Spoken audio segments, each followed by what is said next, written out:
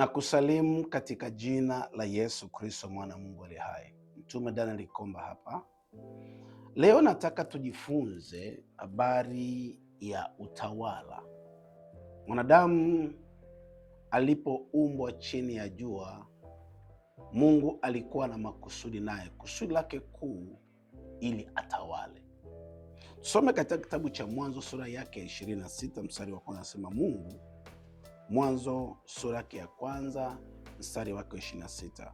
Mungu akasema, na tumfanye mtu kwa mfano wetu na kwa sura yetu, wakatawale samaki wa baharini na ndege wa angani na wanyama na nchi yote pia na kila chenye kutambaa kitambaacho juu ya nchi.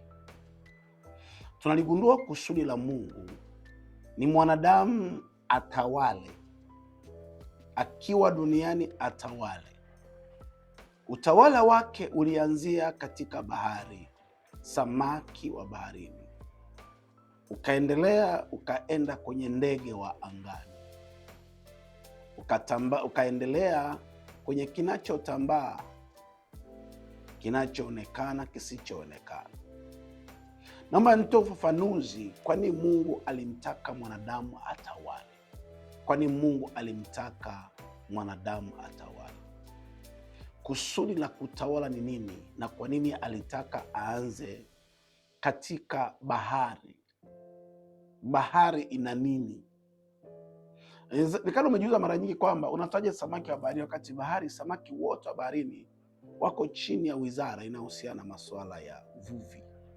Unawezaje kutawala samaki wa baharini ambao ako chini ya wizara ya uvuvi? Unaweza kutawala ndege wa angani ambao wako chini ya maliasili na utalii. Nataka nikufanulie leo kwa nini Mungu alielezea habari ya utawala wa samaki wa baharini. Mwanadamu yoyote anahitaji mali, anahitaji fedha, anahitaji maisha, anahitaji kumiliki. Umiliki utamilikije? Lazima umiliki mahali ambako miliki ipo. Tunapozungumzia bahari, mali zinatoka baharini na maadui pia hutokea pia baharini. Baharini kunao maadui, kunao mizimu, yako mashetani, wako maadui walio katika bahari, lakini ziko baraka zitokanazo na bahari. Bahari ndiyo inaoleta vitu vya thamani kutoka ng'ambo, kutoka katika mataifa ya mbali. Chochote unachokihitaji mwanadamu kinatokea mbali kwenye mataifa mengine, kwa sababu yako mataifa yaliyoendelea. Tunategemea kutoka baharini kukutana na meli, naleta magari, naleta vifaa vya thamani vya ujenzi na vinginevyo vingi vinatokea baharini. Mafanikio ya mtu huwezi kusema nao mafanikio pasipokuwa na mali au biashara au vitu vya thamani vinavyotokea kwenye mataifa mengine ambavyo hujia baharini. Kuna mtu ambaye katika maisha yake hajawahi kumiliki chochote kinachotoka kwenye mataifa ya mbali. Hakuna connection yoyote. Kuna upinzani utokao baharini unaokuzuia wewe kuto kumiliki utajiri unaotoka ng'ambo, unaotoka kwenye mataifa ya mbali. Maanake ni kwamba ile miliki ya kwamba ukatawale samaki wa bahari, maanake vinavyotokana na bahari huwezi kuvitawala, huvipati, havina connection na wewe, havina mahusiano na wewe. Kuna ulimwengu unaokuzuia wewe kutomiliki vinavyokuja kupitia baharini. Maisha yako unamiliki vyote kijini kwenu tu, unamiliki kilimo, unamiliki mahindi, maharage. Hauwezi kuwa mtawala kama huwezi miliki utajiri unaotokana na bahari. Sikia, lazima kwanza umpige anayemiliki bahari, anayezuia baraka zako kwenye bahari.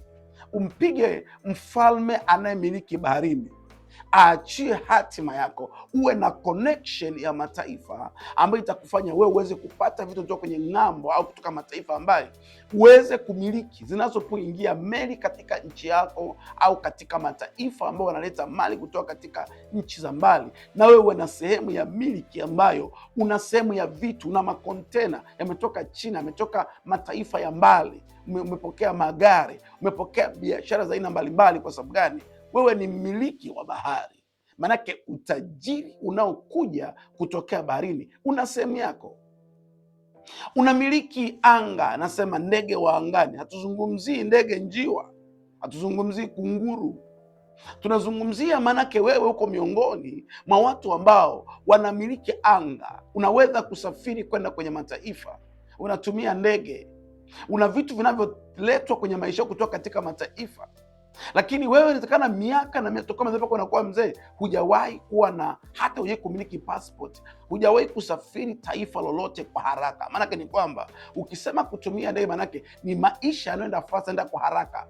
Maanake unaweza kwenda kufanya biashara China, baada ya siku 2 ukarudi, ukaenda taifa lingine au nchi nyingine haraka, ukaenda ukarudi. Maanake ni kwamba unayo neema ya kumiliki anga, ndege wa angani. Unaweza kutumiwa mzigo kwa mara kutoka katika taifa lingine ndani ya siku moja, wa kufikia ukafanya biashara au ukafanya vitu vya kimaendeleo. Maanake ni kwamba unayo neema ya kwenda spidi, ya kwenda haraka, unaweza kulitawala anga. Lakini pia kuna wakuu wa anga katika ulimwengu wa roho. Maanake ni kwamba lazima umpige adui yako anayezuia baraka zako za anga, umwangamize, ndipo uweze kumiliki anga. Maanake ni kwamba malango yako ya anga yawe wazi. Haujaweza bado kuwa na uwezo wa ulimwengu wa roho kutawala anga. Mungu akaambia Adamu, lazima utawale anga, utawale anga rohoni na umiliki vilivyo angani mwilini. Lazima utawale baharini rohoni, alafu umiliki vinavyopita baharini mwilini. Huwezi miliki vinavyopita baharini mwilini kabla hujalitawala rohoni. Huwezi miliki vinavyokuja angani mwilini kabla hujavitawala rohoni. Sikia, leo ulimwengu wa leo, Mungu alikuwa anaongea habari zijazo. Ulimwengu wa leo unachokihitaji lazima kinapita katika mtandao, kinapita angani, kiko chini ya utawala wa satellite ambao ni wakuu wa anga. Hao ni matumizi ya teknolojia kiwango cha juu zaidi. Hasa wewe, maanake ni kwamba ukiwa hujampiga mfalme wa anga, vyote vinavyopita angani ambavyo vinatumia mtandao, wewe huwezi kuvitumia. Utakuwa mtu loko, mtu wa chini ambaye unakaa kijijini, mtu ambaye huna hadhi ya kimataifa. Kwa sababu gani? Hujaingizwa katika level za kumiliki. Mmiliki anaweza akamiliki anga, akamiliki mataifa, akaenda nchi mbalimbali, akawa na mahusiano ya kimataifa, akawasiliana kimataifa, akaongea na watu kwenye dunia nyingine kule, wakapanga mambo makuu. Maanake ni mmiliki wa kimataifa. Wewe unayenitazama, una uwezo wa kumiliki mpaka wapi? Manake ufalme wa anga au ufalme wa bahari katika ulimwengu wa giza amezuia hatima yako, amezuia utajiri wako, amezuia mali zako, unaweka katika levo ya kawaida. Mungu alipo mwanadamu kwa mfano wake na kwa sura yake, alipomuumba mwanadamu kwa mfano wake na sura yake, alimpa uwezo wa kutawala samaki wa baharini na ndege wa angani. Hakumaanisha nyangumi wa baharini, hapana. Alimaanisha vile vyenye mafanikio kwako vinavyokuja kupitia baharini. Leo bahari inaleta mafuta ambayo yanaendesha magari, yanaendesha makampuni, yanaendesha viwanda, toka kunapita kwa kupitia baharini. Leo anga nasafirisha vitu vya thamani na kusafirisha wanadamu kwa wepesi kwenda mataifa mbalimbali kutoka dunia nzima kupitia anga. Nchi ambayo ungeweza kwenda yenye umbali mkubwa unatumia masaa machache mno. Kwa sababu gani? Kuna watu wana neema ya kumiliki anga. Wewe unamiliki nini? Lakini pia unamiliki vinavyotambaa, vinavyoonekana na visivyoonekana. Unaweza kumiliki visivyoonekana na vinavyoonekana. Yako madini yasiyoonekana. Ukitawala vinavyotambaa, vinavyoonekana, visivyoonekana viko chini ya ardhi. Vinavyoonekana ni mifugo, mashamba, ng'ombe, kondoo, mbuzi na kila aina ya utajiri. Ulitengenezwa kwa ajili ya kumiliki na kutawala. Haujamiliki na kutawala kwa sababu katika ulimwengu wa roho we ni maskini, huna chochote kwenye ulimwengu wa roho.